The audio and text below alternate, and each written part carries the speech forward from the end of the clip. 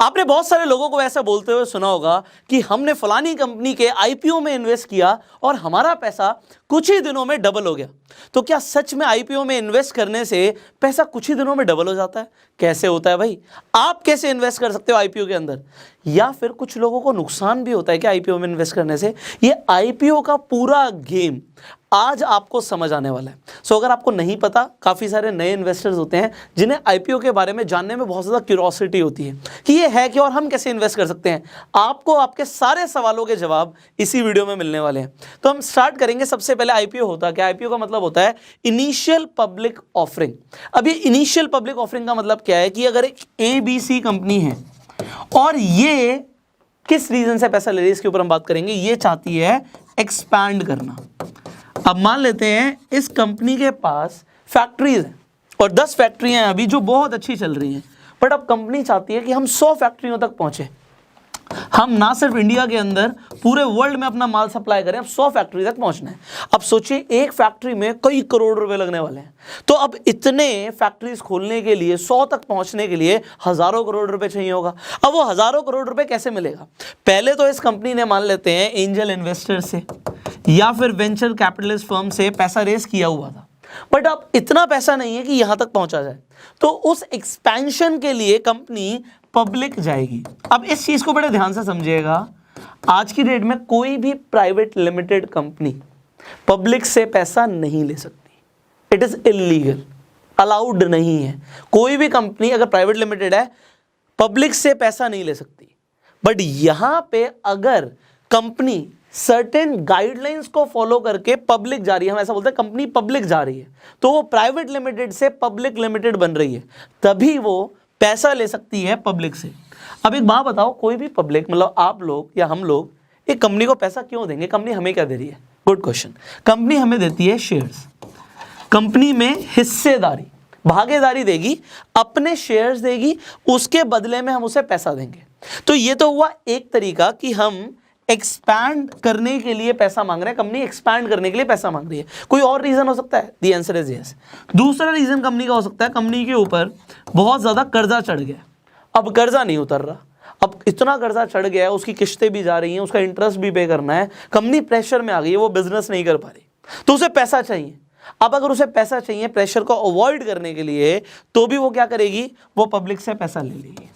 But उसके लिए भी उसे लिस्ट कराना पड़ेगा अपने आप को। लिस्ट कहाँ पे कराना पड़ता है? आपको स्टॉक एक्सचेंज के बारे में पता है? कौन कौन से स्टॉक एक्सचेंज है हमारे पास इंडिया में? बॉम्बे स्टॉक एक्सचेंज और national stock exchange, BSE NSE बोलते हैं।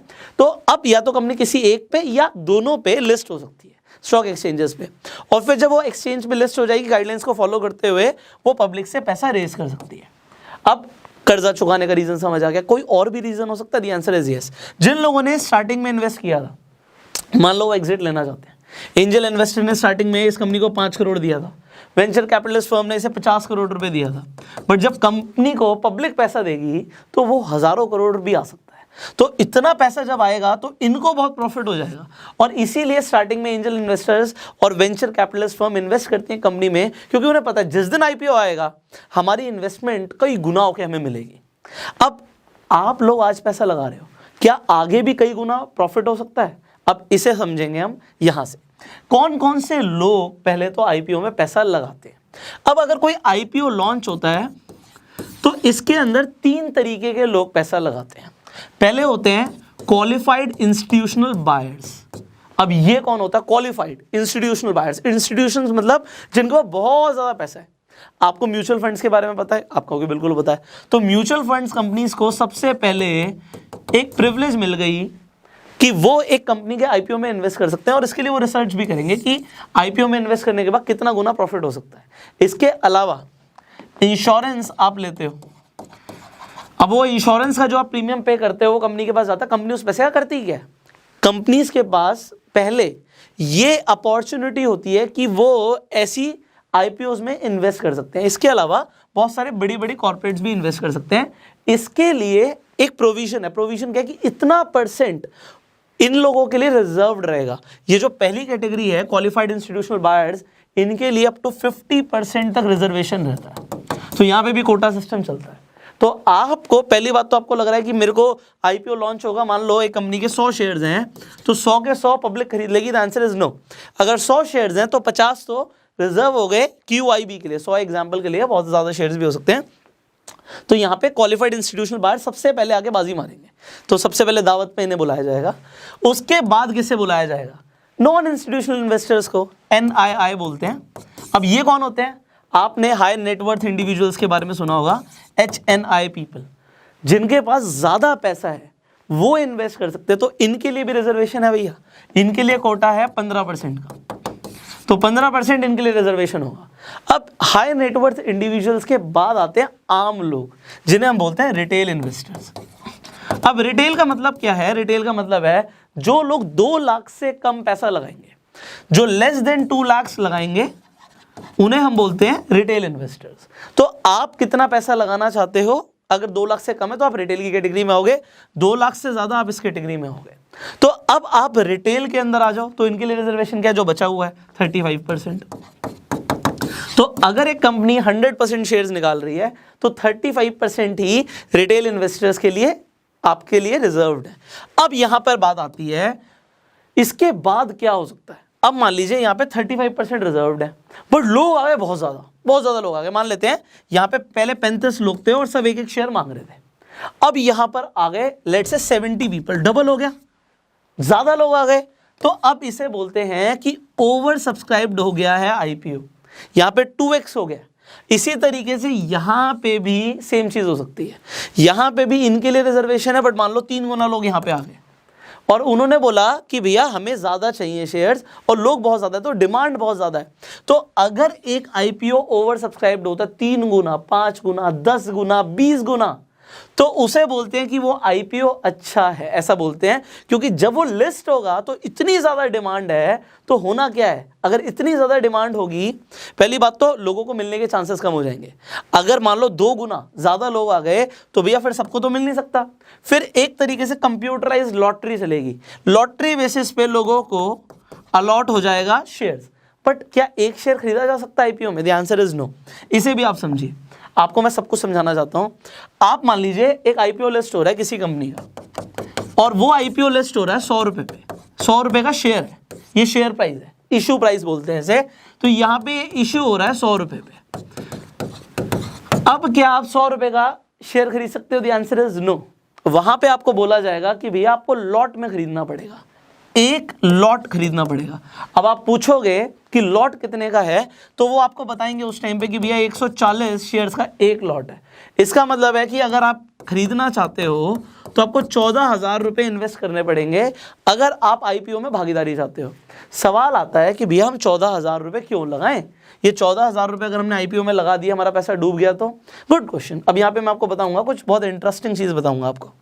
ज़्यादातर लोग 2 वजह से, जो रिटेलर्स होते हैं खासकर, वो इन्वेस्ट करते हैं। एक तो होता है स्पेक्यूलेशन, इसके ऊपर हम आगे बात करेंगे, और एक होता है इन्वेस्टमेंट। अब स्पेक्यूलेशन क्या होता है? अगर आपने आईपीओ में इन्वेस्ट किया, मान लेते हैं एक कंपनी का आईपीओ आ रहा है 16 तारीख को, 16 को आईपीओ आ रहा है एग्जाम्पल, और आपने उसमें 14,000 रुपये लगा दिया 16 तारीख को। आपको शेयर मिलेगा या नहीं मिलेगा ये आपको पता लग जाएगा बड़ी जल्दी, 2-4-5 दिन में पता लग जाएगा। 10 दिन का टाइम पीरियड ले लेते हैं, 26 तारीख तक वो आईपीओ लिस्ट हो जाएगा। अब जब वो शेयर लिस्ट होगा तो कंपनी स्टार्टिंग में इशू प्राइस 100 रुपए का मांग रही थी, बट जब वो लिस्ट होगा कहां पे? बीएससी पे, एनएससी पे, तो हो सकता है वो 200 रुपए का लिस्ट हो जाए। तो अगर आपने 14,000 का लॉट खरीदा तो वो कुछ ही दिनों में, 10 दिनों में, 15 दिनों में कितने का हो जाएगा? आपका सीधा सीधा ये 28,000 का हो जाएगा अगर वो लिस्ट हुआ 200 रुपए का। और ऐसा जनरली होता है। अच्छी कंपनीज जो आईपीओ लेकर आती हैं, जब वो इशू करती हैं प्राइस, उससे कई ज़्यादा पैसा लोगों को मिल जाता है जब वो उसमें इन्वेस्ट कर देते हैं, जब वो लिस्ट हो जाता है। तो जो स्पेक्यूलेटर्स होते हैं वो यहाँ पे प्रॉफिट बुक करते हैं फटाफट। मान लो यहाँ पे 3 गुना पैसा हो गया या 5 गुना पैसा हो गया, होता है। अगर यहाँ पे उनका 3 गुना पैसा हो गया तो वो तुरंत प्रॉफिट बुक करते हैं, बेचते निकल जाते हैं। बट इन्वेस्टर्स क्या कहते हैं? हमने अच्छी कंपनी का शेयर खरीद लिया बहुत कम दाम में, अब हम इसे होल्ड करेंगे।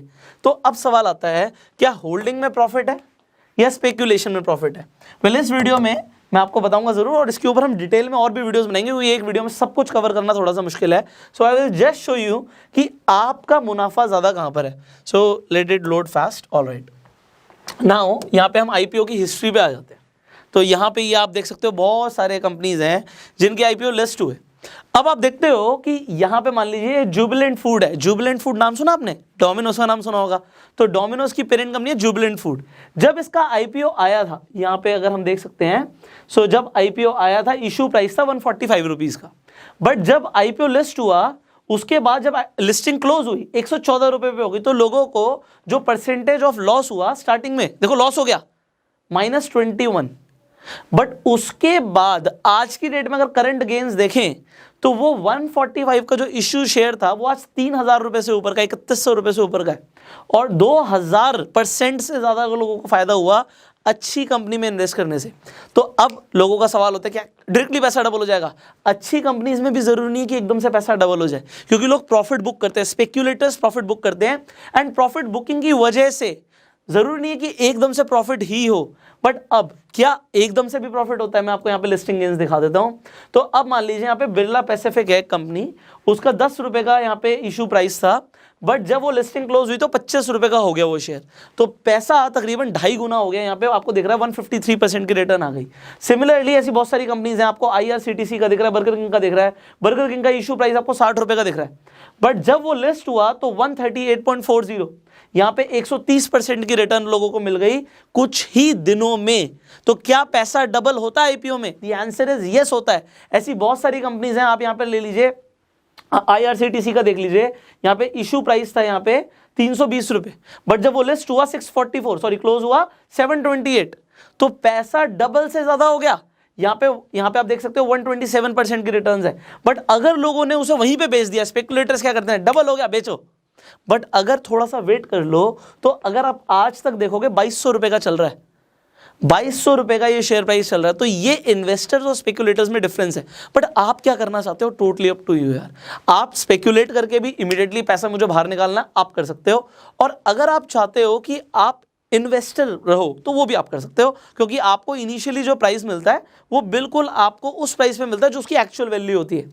तो जब बात करते हैं इंट्रिंसिक वैल्यू से कम में खरीदने की, तो वैल्यू इन्वेस्टिंग कर सकते हो आईपीओस के थ्रू। अब बात आती है कि आप लोग आईपीओस में कैसे इन्वेस्टमेंट कर सकते हो। आई विल जस्ट शो यू। तो मैं स्क्रीन रिकॉर्डिंग भी ऑन कर देता हूँ। अब यहाँ पे मैं एंजल ब्रोकिंग पे चला जाता हूँ। अब जैसे ही मैंने एंजल ब्रोकिंग पे गया, व्हाट यू विल डू, यहाँ पर आप देख सकते हैं हम मेन्यू पे गए एंड इन्वेस्ट अपॉर्चुनिटीज़ पे आप क्लिक कर देंगे।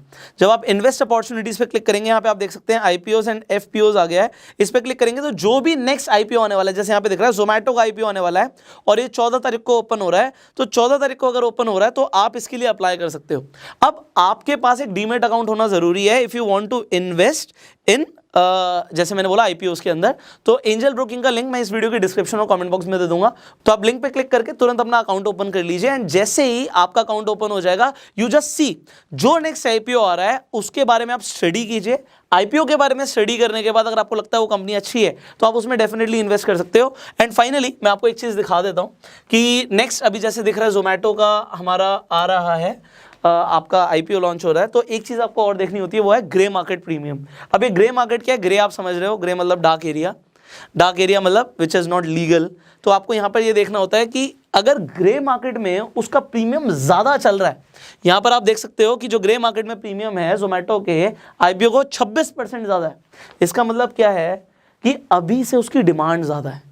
जब वो लिस्ट होगा तो लोगों को प्रॉफिट ज्यादा हो सकता है, लोग ग्रे मार्केट में उसके पैसे ज्यादा देने के लिए रेडी हैं। क्यों? क्योंकि सबको आईपीओ में शेयर्स नहीं मिलते हैं। क्यों नहीं मिलते हैं हम नेक्स्ट वीडियो में बात करने वाले हैं। आपको कैसे मिल सकते हैं इसके ऊपर हम बात करने वाले हैं। अभी आप फिलहाल अपना डीमेट अकाउंट तुरंत ओपन कर लीजिए, डिस्क्रिप्शन कमेंट बॉक्स में लिंक है। एंड ये वीडियो अगर आपको अच्छी लगी, अपना प्यार देने के लिए जल्दी से इस वीडियो को लाइक कर दीजिए, शेयर कीजिए, जिससे लोगों को भी आईपीओ के बारे में पूरी अंडरस्टैंडिंग मिल जाए। आपके कुछ सवाल आप नीचे कमेंट बॉक्स में पूछ सकते हैं। फेसबुक पे वीडियो देख रहे हैं तुरंत फॉलो कीजिए, यूट्यूब पे देख रहे हैं सब्सक्राइब कीजिए एंड बेल आइकन पे क्लिक कीजिए। I will see you in the next video. Till that time you go self made.